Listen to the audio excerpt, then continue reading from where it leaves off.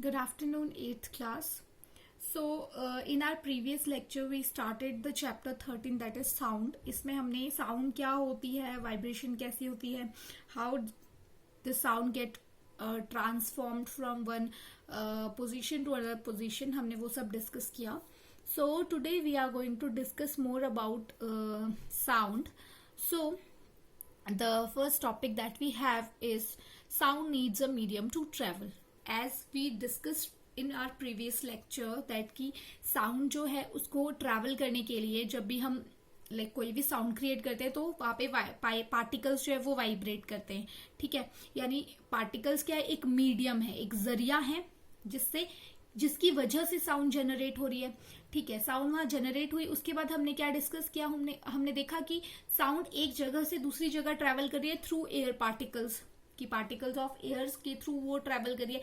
Then जब वो हमारे कान में एंटर कर रही है थ्रू एयर पार्टिकल्स, देन वो ट्रांसमिट हो रही है ईयर ड्रम को, फिर ईयर ड्रम वाइब्रेट हो रहा है, देन ये प्रोसेस जो है वो चलती जा रही है and we get to hear a sound, और हमें वाइब्रेशन होती है, हमें वाइब्रेशन की सेंसेशन होती है और हमें को साउंड जो है वो सुनाई देती है. सो इन सब चीजों से हमें ये चीज पता चलती है कि साउंड को एक मीडियम यानी एक जरिया चाहिए ट्रेवल होने के लिए, चलने के लिए, यानी एक जगह से दूसरी जगह पहुंचने के लिए उसे कोई ना कोई मीडियम चाहिए. ठीक है, सो first of all, what is a medium? So the substance or matter through which the sound travels, that is known a medium. यानी जिसके जरिए साउंड जो है ट्रेवल होती है, either they are particles, either they are metals, non metals, air molecule, water, solid substance, जो भी हो जिसके थ्रू एयर जो है, सॉरी एयर नहीं, साउंड ट्रेवल करती है, that is known as a medium. So medium कैसा हो सकता है, सॉलिड भी हो सकता है, लिक्विड भी हो सकता है और गैस भी हो सकता है. Now let's talk about the speed of sound. अब ऑब्वियसली साउंड जो है मीडियम के थ्रू ट्रेवल कर रही है तो उसकी कोई ना कोई स्पीड होगी. अगर कोई चीज चल रही है तो उसकी कोई ना कोई स्पीड जरूर होगी. तो साउंड की क्या स्पीड होती है और कैसे हम उसको ऑब्जर्व कर सकते हैं. So sound travels with different speed in different media. The speed with which sound waves travel depends upon the nature and density of the medium. यानी कि सिंस वी नो दैट कि साउंड को एक जरिया चाहिए, अगर कोई साधन नहीं होगा जिसके थ्रू साउंड एक जगह से दूसरी जगह ट्रैवल कर पाए तो वो तो हमें सुनाई नहीं देगा कुछ भी. ठीक है, यानी कि साउंड को कोई ना कोई मीडियम चाहिए एक जगह से दूसरी जगह ट्रैवल करने के लिए.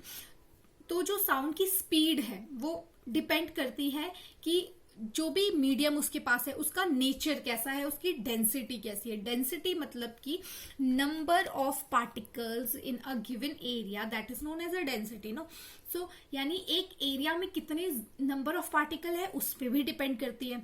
अब अगर ज्यादा नंबर ऑफ पार्टिकल्स होंगे, ठीक है, ज्यादा नंबर ऑफ पार्टिकल्स होंगे तो साउंड इजीली ट्रेवल कर पाएगी क्योंकि उसे ज्यादा दूर तक छलांग नहीं लगानी पड़ेगी. अगर आप ऐसे कोशिश करो, ऐसे इमेजिन करो लाइक एक बॉल है, आपको वो एक कोने से दूसरे कोने तक पहुंचानी है.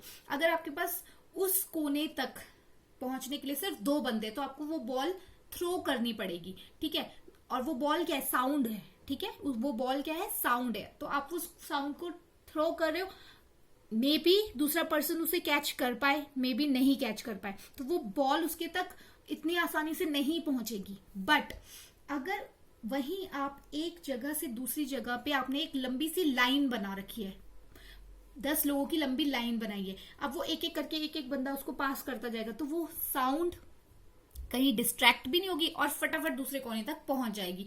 तो सिमिलरली साउंड के साथ भी यही होता है कि अगर मॉलिक्यूल ज्यादा है तो उसको ज्यादा इधर उधर ट्रैवल करने की जरूरत नहीं पड़ेगी. एक मॉलिक्यूल दूसरे और तीसरे जल्दी जल्दी वो पहुंच जाएगी तो उसकी स्पीड ज्यादा होगी.